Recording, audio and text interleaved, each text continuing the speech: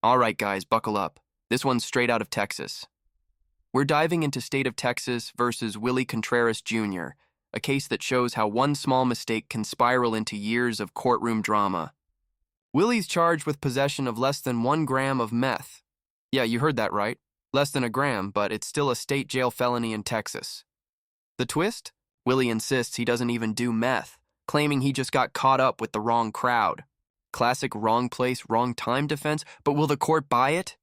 As the judge lays out the plea deal, pay attention to the tone. You'll notice she's calm but firm, because Texas judges don't play when it comes to drug possession. And trust me, this isn't the last time Willie will face her. 2020 CR 2494B, State of Texas versus Willie Contreras. Did you understand what you're charged with is possession of a controlled substance, penalty group 1 than 1 gram? That's a state jail felony. Range of punishment is anywhere from 180 days up to 2 years in the state jail facility and up to a $10,000 fine. Did you understand?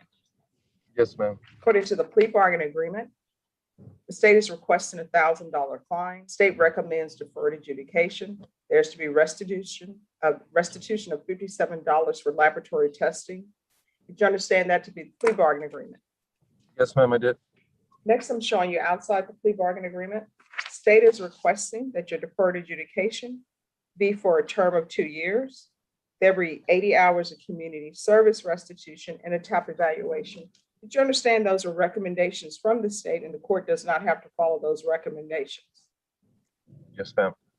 Then to the offense as charged, possession of a controlled substance, penalty group 1, less than 1 gram, and that substance being methamphetamines.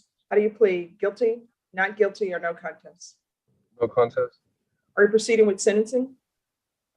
Yes, Your Honor. We would wait. Sorry, anything you wish to say on behalf of your client? Judge, I believe that he does not have much criminal history, just a Class B possession of marijuana and a driving while license invalid, both of which I believe he received deferred adjudication on. This is a situation, I think, where he got caught up with the wrong individual. Mr. Contreras is adamant that he does not do methamphetamine nor heroin, but it was just a situation where he's in this vehicle with this individual and he understands that he could still be found guilty if we did go to a jury trial based on constructive possession and its proximity to him and everything that was discovered. But I think it was a situation where he got caught up with the wrong. Here's where things get real. The defense is painting Willie as a good guy who just made a bad choice, hanging with the wrong person and ending up in the wrong car. But here's the kicker. Under Texas constructive possession laws, you don't even need the drugs on you to be charged. If they're close enough and you could have control over them, you're in trouble. So while Willie's lawyer is doing damage control, the law doesn't care if it was his friend's stuff. The proximity alone could seal his fate. Let's be honest, that's a tough break. Or you can do regular UAs, no contact with Emilio Jose Perez, field visits, random once per month, regular Zoom reporting or in person. Mr. Contreras, is there anything else you need from the court in order to be successful? No, ma'am. All right, we can go off the record. Mr. Contreras, how old are you? 33. All right, you're at the age where you need to know the company you keep. You understand? Yes, ma'am. All right, good luck to you. Thank you. All right, could I have parties announced? Melissa Alex. Patrick Valentine for Willie Contreras. All right, defense, you're not ready to proceed on the motion? We, on the motion to revoke. Yes. Judge, now what we're asking the court to do today is to set a bond on this motion to revoke, and we'll deal with the MTR substantively on the next sitting. All right, so he's been missing since, according to your motion, counsel, since June 2022, 2021? Yes, he never made his first report.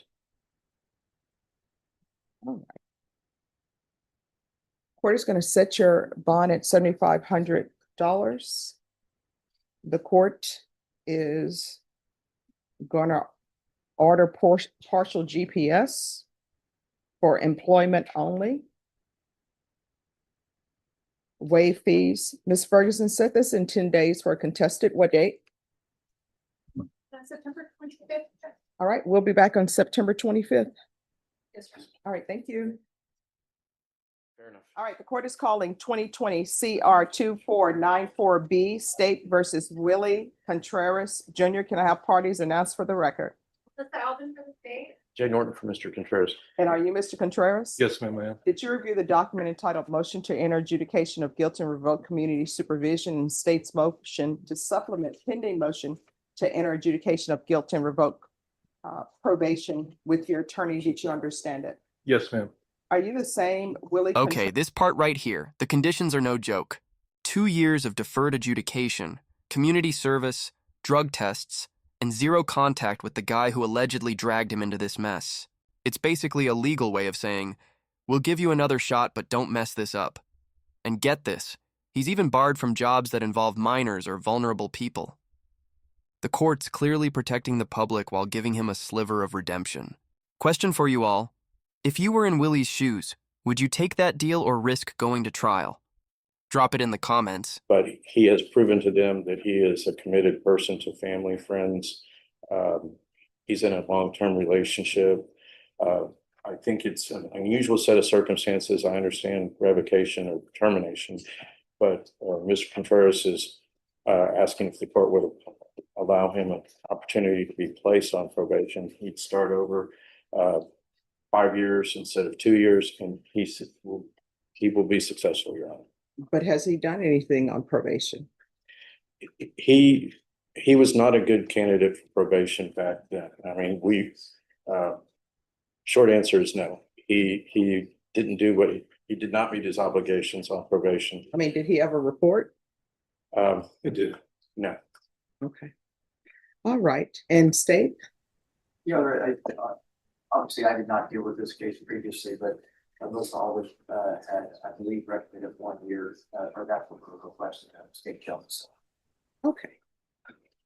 And probation, you recommending revocation? They are, Your Honor.